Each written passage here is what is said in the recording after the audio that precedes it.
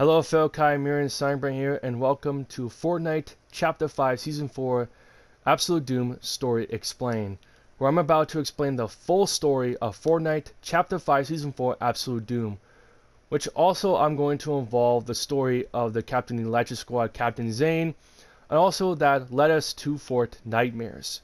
With all that said, grab some snacks or drinks where you can find, kick back and relax, and enjoy the full story of Fortnite Chapter 5 Season 4 Absolute Doom. So after when Dr. Doom was revealed to be the Wanderer this whole time by destroying the pipeline to unearth the Pandora's box, Magneto decides to offer his assistance by becoming our ally, which was very unexpected. He tells us that he's planning to use the Stark Rift beacons to bring people from the Marvel reality into the island to help us in our fight against Dr. Doom. Dr. Doom then makes his way towards the wasteland and absorbs the power of the Pandora's box, turning it into a hollow shell. And thanks to Magneto, every single Marvel superhero and anti-hero had came to the island to help us. To the X-Men, to the Avengers, to even to Daredevil, Ghost Rider, and Moon Knight. And a battle was about to begin. But then Dr. Doom decided to recruit his own allies for this battle, which is revealed to be Emma Frost and Mysterio. And now, the battle for the island has truly begun. But unfortunately, the war wasn't pretty. Not only that Magneto brought every single Marvel superhero and anti-hero to the island, but three most powerful and dangerous Marvel supervillains also came to the island to either conquer or destroy it. And those three are the Planet Eater Galactus, the Mad Titan Thanos, and even the genocidal maniac Ultron. But unfortunately for them, they were unable to defeat Dr. Doom because they were no match for his newfound power and they perished by his hands. Not only Dr. Doom killed the most powerful and dangerous Marvel supervillains, but he also took the lives of other Marvel characters. To Magneto, to the Silver Surfer, to Doctor Strange, to Namor, to Moon Knight. He even was able to defeat his long-term arch-enemies that had been a thorn of his side for so long, known as the Fantastic Four, by first killing the other two members, such as the Thing, and turn him into a throne, killing the Human Torch and use his heart for his fireplace.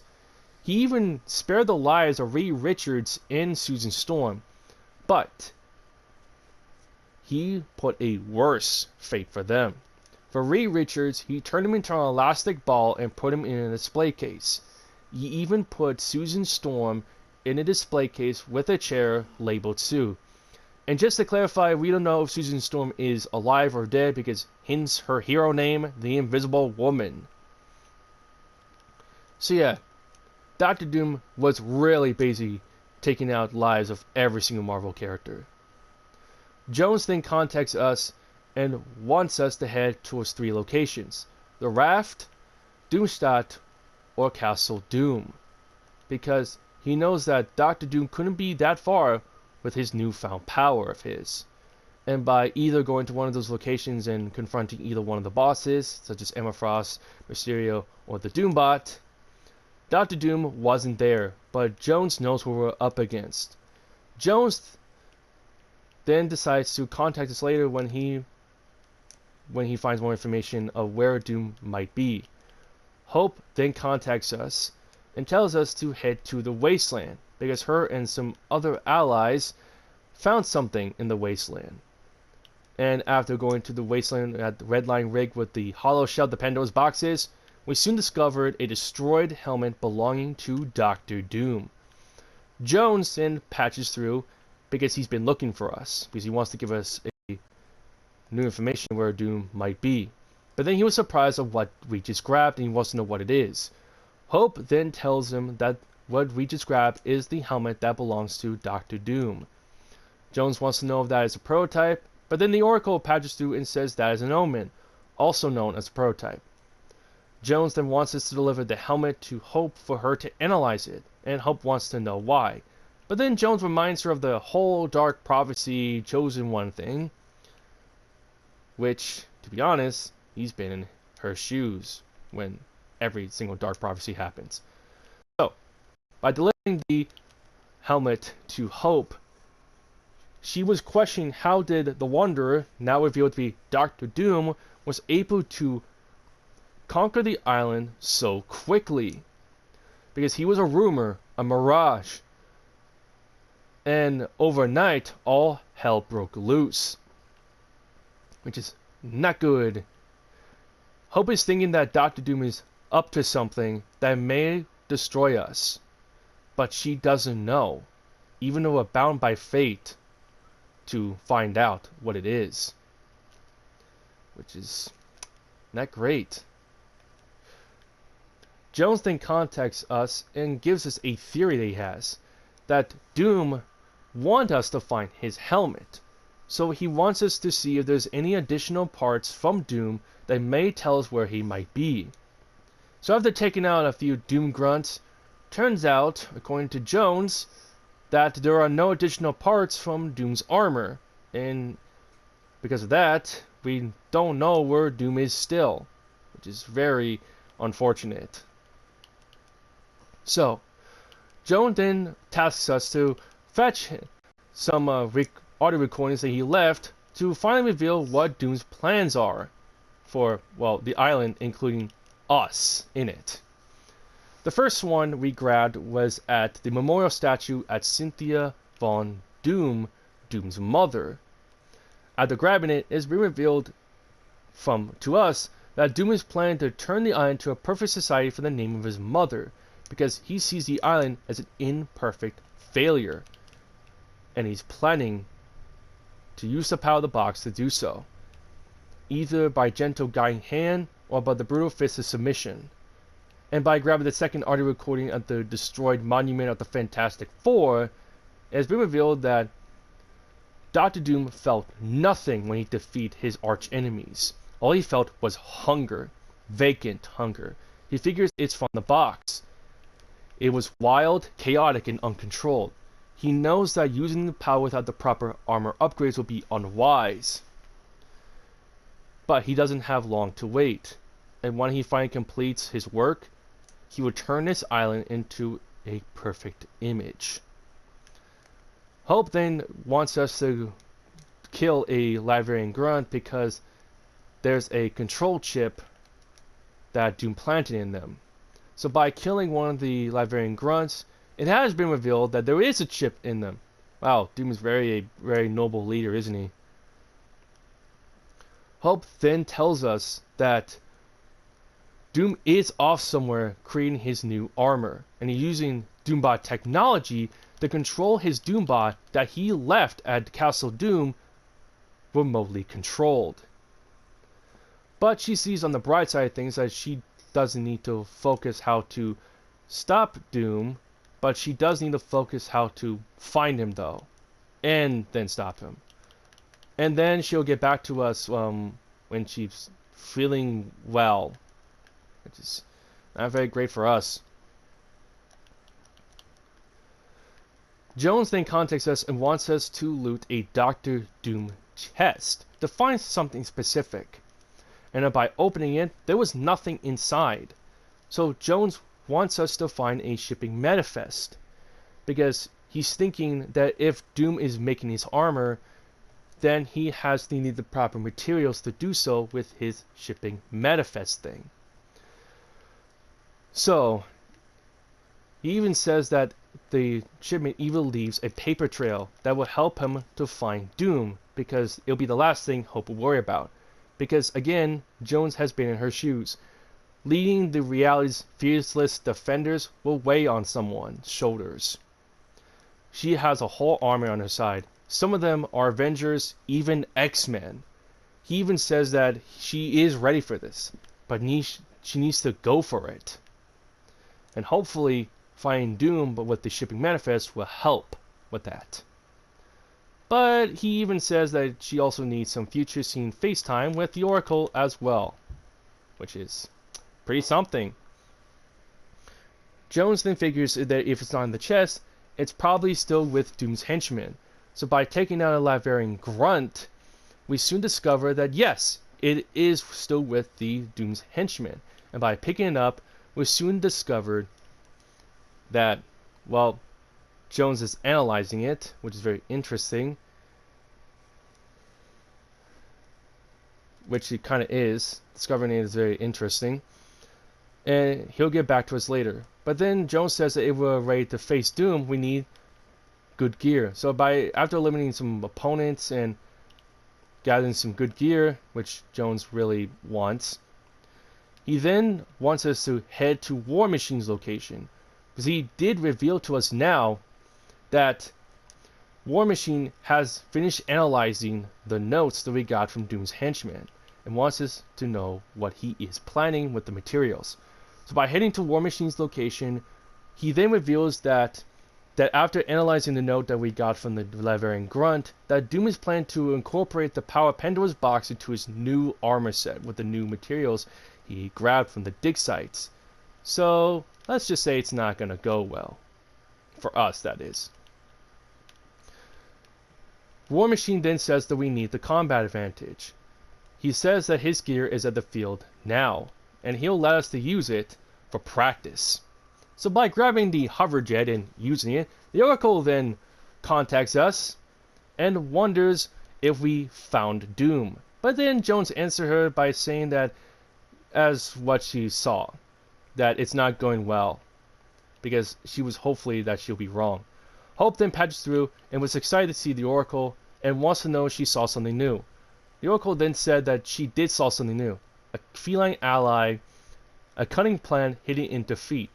Sure, Hope was then disappointed because she wants to get it right. But then the Oracle tells her to remember that those two had a conversation many times, that she has everything that she needs.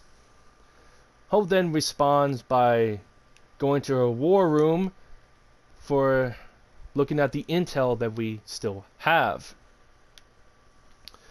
So, it was a very awkward conversation.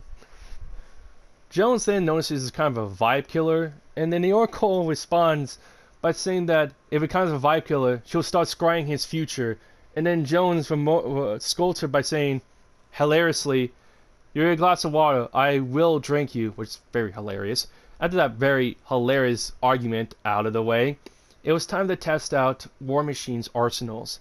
And after testing out the arsenals, we then had to make our way to Jones's location to see the next step of our plan. According to Jones, it has been revealed that the feline ally that the Oracle saw was no other than the Princess of Wakanda and the current Black Panther, Shuri, who paid Jones a visit. According to Jones, the only way for us to find Doom is by taking out his favorite Doombot. So if we take out the Doombot, we may be a step closer to finding where Dr. Doom is.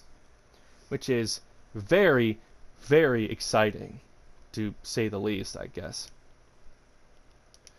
So, Hope then contacts us and says that she created something called a rift recalibrator, but she needs parts in order to make it. By gathering some supplies, that is. So, by opening a supply crate and getting the supplies we needed, with Hope happy that we got them, Jones then gives us a brief rundown about these rift recalibrators. And according to his rundown with Shuri, that the rift recalibrators that she's making will soon be able to create a control rift that will send Doom far away from the island.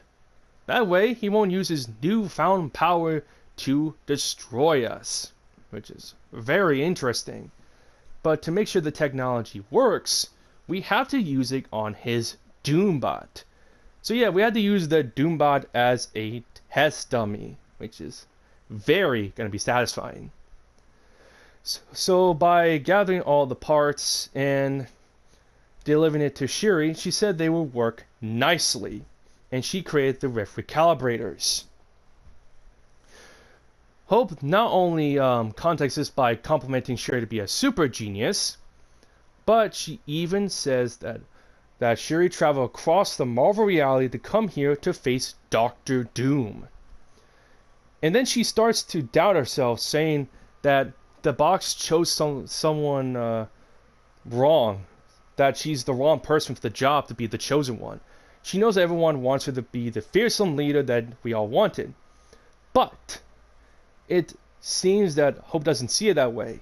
That she doesn't have powers, she doesn't have an advanced suit. No, she's just a girl with spray cans.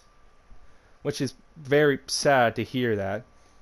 After hearing Hope's sad, doubtful words about herself, Nick's plan was to go to Castle Doom and install the calibrators onto the rift beacons.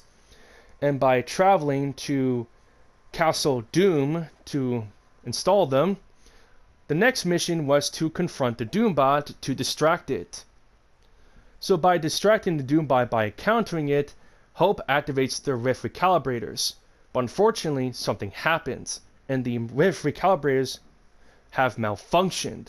So the best way to make sure we don't die is to actually neutralize the Doombot. After neutralizing it, we got a message from Dr. Doom, who tells us that everyone on the island told Hope's name in fear. So yeah, Doom is now aware of our plan. Doom knows that Hope is the chosen one in the prophecy, but he is Judgment. And when the final weapons collide with each other, he wants to know if she is still wanted. So by going to Hope's location to find out what the hell just happened, we soon found out the people responsible for this was Emma Frost and Mysterio. They tampered with the rift recalibrators inside the rift beacons in order to prevent us from sending Doom away, according to Hope's panical words. She even quoted the Oracle by saying victory in defeat. Even though we lost the battle, we couldn't allow this one loss to distract us to win this war. And the only way for us to actually confront Doom is by taking out Emma Frost and Mysterio. So the first target was the Master of Illusions.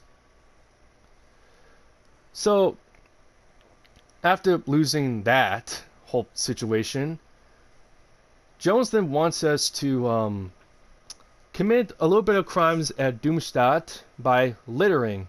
After littering some items onto the ground, Jones then notices that the island is, well, complete empty, like a ghost town. Because, well, it kind of looks like a ghost town to all of us, even though Doomstadt is kind of like one. So, according to the Oracle, if Doom cannot seize perfection, he will use Mysterio's newfound power to create this new illusion. One that can even satisfy him.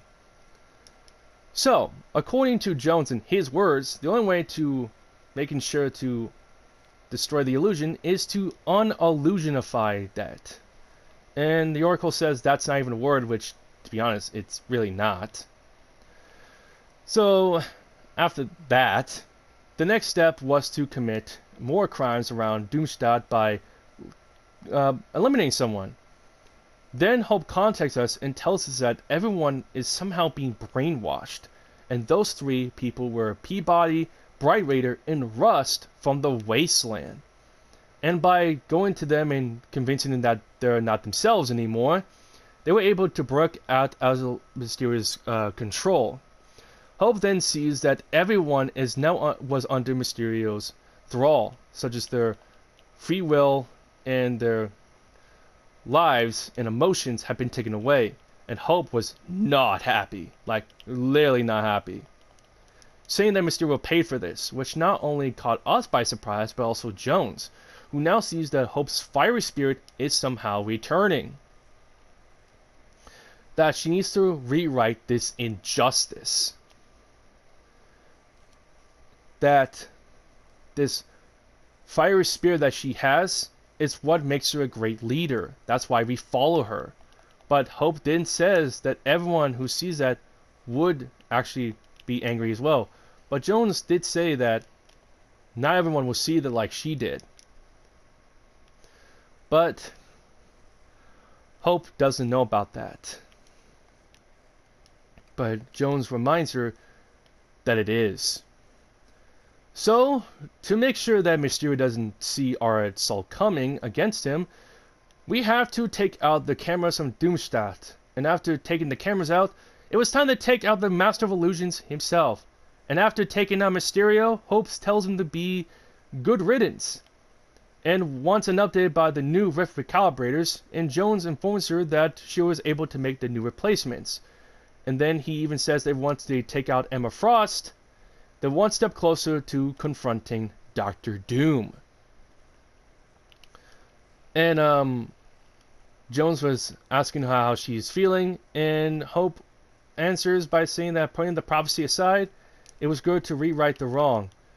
And Jones makes it awkward by stating that, yeah, it's how it is.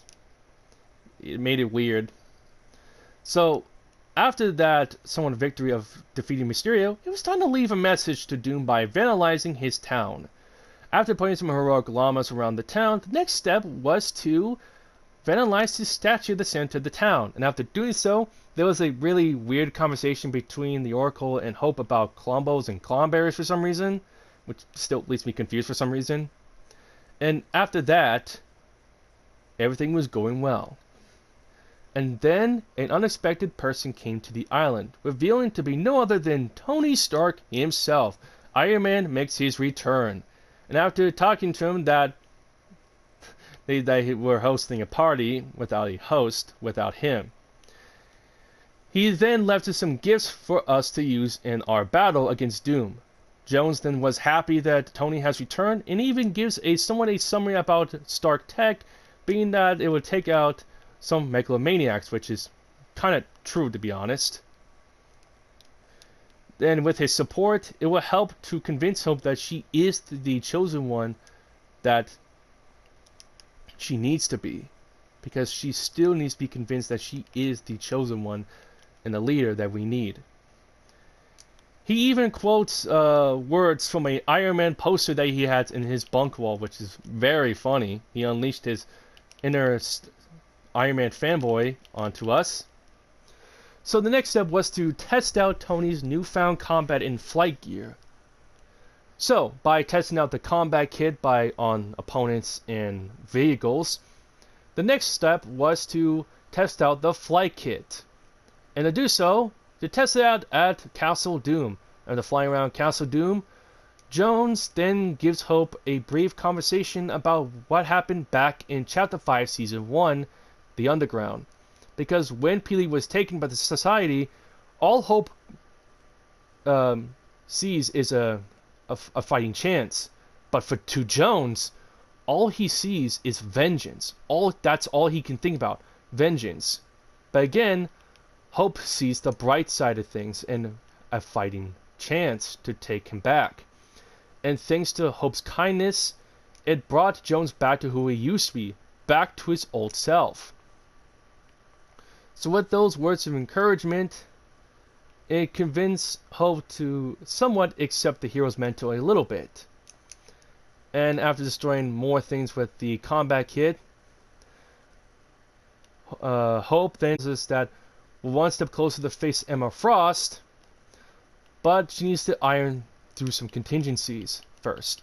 And then Jones was proudly saying that he remembered his first time ironing through some contingencies, which is very unexpected for him to say that.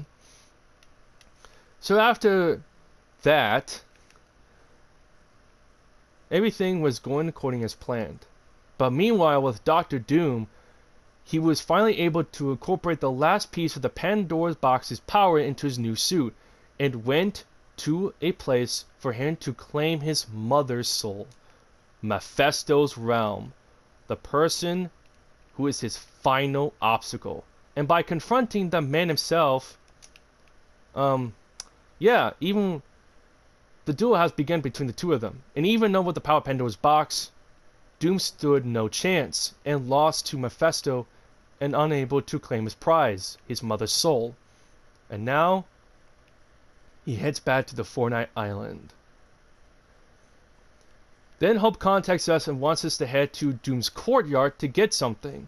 Turns out it was a phone in the center of the four-headed Doom statue.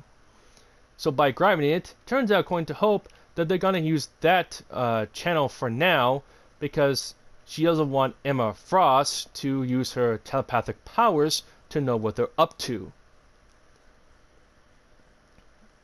So, with the assistance of Iron Man, they created some Stark adapters to neutralize Emma's powers. But the only way to do that is by having a bigger signal.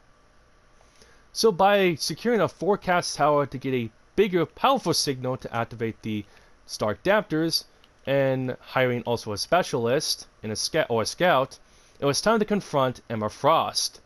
And by sending up to Stark adapters around the raft, it was time to fight her.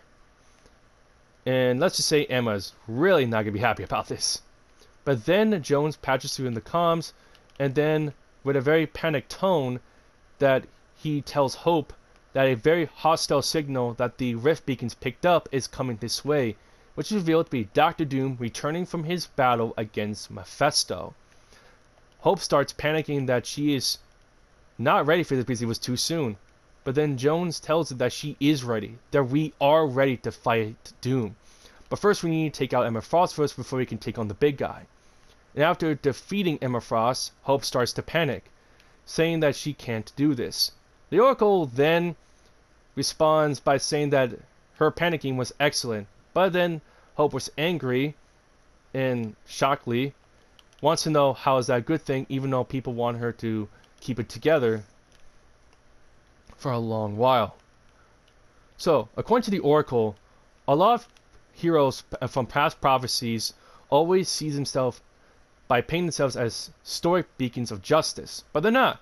They scream, they cry, and in some rare occasions destroy a nearby bucket. Because all they care about was to get something right, like with Hope. But Hope responds to the Oracle by saying that she will not care about anything if Doom crushes her like a bug, which the Oracle agrees to that. But according to the Oracle, she is relentless, that she has a burning fire spirit even in the face of peril. That's why we follow her, and that's why she's a hero. So all she needs to do is scream and cry and use the bucket, because if she keeps trying, we will defeat Doom soon enough. So by going to Hope, she finally admits that she is scared and she knows it won't be perfect, but she promises to us that she will still standing because she won't stop fighting. She will continue to fight Doom even in her last breath of moment. So after that moment, we had to wait for the final confrontation between Doom and Hope, until an unexpected person came to the island, known as Captain Zane of the Elytra Squad, who crash landed to the island by accident. He started his journey at the raft, after trying to figure out what his location is by putting all frequencies to the Starlight Hunt to find out where he is, but he didn't get a proper response. He then sees that the island is strange, and he sees a war going on, but he has his own to get back to. He then continues his journey towards the wasteland to Redline Rig and informs the Hive that he's salvaging some tech inside to repair his space hopper. He then said that he hasn't seen any members of his team or the enemy on the island except for us locals, and he now sees that he's truly all alone. He then continues his journey to Brawl's Battleground, when he salvages more tech from the abandoned crates from the Society to help him repair his space hopper. He then informs the Hive that he doesn't see his enemies, known as the Ikari's presence onto the island. That is a good sign for him. And then he says that the tech he's piecing together will help him get back home, and informs the Hive to keep his spot in the canteen warm for him. His last part of his journey ends at Castle Doom, where he tells us to he's about to head back home, and he tells us good luck to fight against Doom.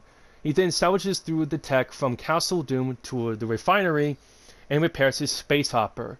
He then departs by saying that if we stumble upon his star system, that we have an ally among the Starlight Hunt. After Zane leaves, the final battle has begun. All 5 rift beacons with new rift recalibrators have been installed. They use oversurging powerful energy to hit Doom's refinery, and everything was going well until Doom makes his appearance. He then tells us that we're fools, that us that dare to defy him will pay the price. He causes a massive earthquake, which knocks the 4 out of 5 rift beacons with the new recalibrators off the hill scattered upon the island. Doom then emerges in the dust cloud as a giant freaking kaiju and battles the heroes and the loopers. So yeah, it was definitely the final battle. Before Doom was about to kill Jones, Hope saves his life by using Cap's shield, and thanks to Doom's dumbness, he powered the Cap shield with Pandora's box energy, and Hope plunges the Pandora's energy into Doom's eye, causing a Pandora burn, which also causes a Pandora burn for her, which costs her her arm, but she's willing to take that risk. And the final confrontation between Doom and Hope has begun. So, according to Hope, that the only way for him to be rifted away with the rift beacon was for us to weaken him. So, by distracting Doom by damaging him, the 5th rift beacon with the still last rift recalibrator was still installed and intact. It was activated and we pushed Doom towards the rift, which sends him away. But without telling us that we cannot escape Doom, leaving his oversized mask behind.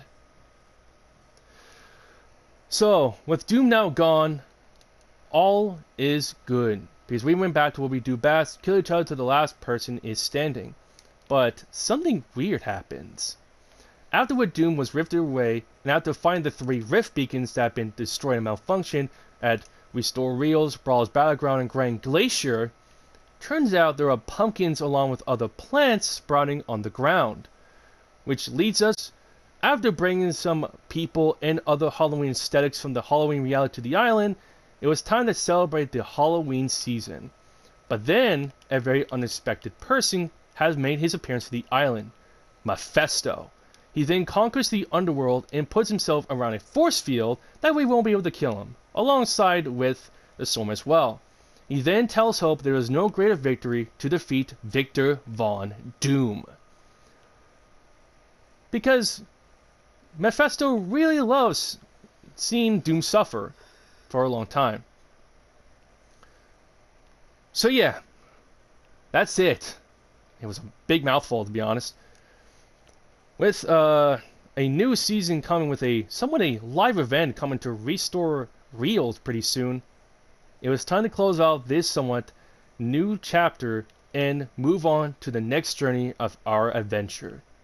With that said, thank you all so much for watching this story explain video. Comment down below what your favorite things about Fortnite, creativity about players, or Fortnite Reload, or his new game mode, Ranked. Comment down below what your favorite Marvel superhero, anti-hero, and supervillain for the final time, and why do you like those characters. Subscribe to the channel, and don't forget to turn on notifications so you won't miss any videos from me. And I'll see all of you in the event of Fortnite Chapter 5 Season 4's event remix. Bye!